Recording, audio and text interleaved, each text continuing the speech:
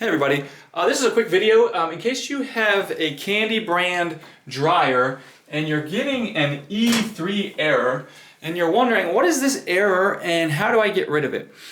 So the E3 error is an error indicating that the condenser water tank is full. So really the only thing you need to do, quite simply, is just come in and empty your water tank.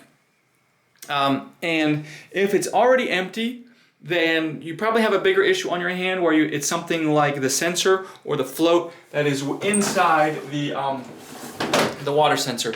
So, but most of the time it's just that you've forgotten to empty the water on the condenser, and emptying it will get rid of the problem.